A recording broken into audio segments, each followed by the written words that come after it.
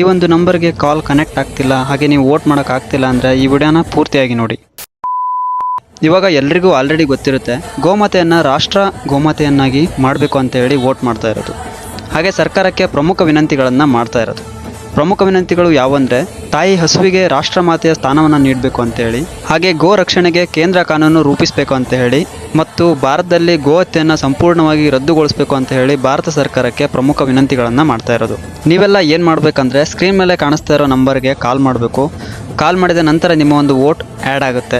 ಅಕಸ್ಮಾತ್ ಕಾಲ್ ಹೋಗ್ತಿಲ್ಲ ಅಂದರೆ ನಾನೊಂದು ಲಿಂಕನ್ನು ಕಾಮೆಂಟ್ ಬಾಕ್ಸಲ್ಲಿ ಪಿನ್ ಮಾಡಿರ್ತೀನಿ. ಆ ಲಿಂಕ್ನ ಕ್ಲಿಕ್ ಮಾಡಿ ನಿಮ್ಮ ಮಾಹಿತಿಯನ್ನು ಭರ್ತಿ ಮಾಡಿ ನೀವು ಕಳಿಸ್ಬೋದು. ಹಾಗೆ ಈ ಒಂದು ಲಿಂಕಲ್ಲಿ ಎಷ್ಟು ಹಂತಗಳಿವೆ ಅಂತ ಕೂಡ ನೀವು ನೋಡ್ಬೋದು. ಉದಾಹರಣೆಗೆ ಏಪ್ರಿಲ್ 27ಗೆ ಮಾಹಿತಿಗಳನ್ನು ಸರ್ಕಾರಕ್ಕೆ ಸಲ್ಲಿಸಿದ ಮೇಲೆ ಮುಂದಿನ ಹಂತ ಏನು ಅನ್ನೋದ್ರ ಬಗ್ಗೆ, ಹಾಗೆ ಇನ್ನಷ್ಟು ಹೆಚ್ಚಿಗೆ ಮಾಹಿತಿಯನ್ನು ಈ ಒಂದು ಲಿಂಕಲ್ಲಿ ನೀವು ನೋಡ್ಬೋದು.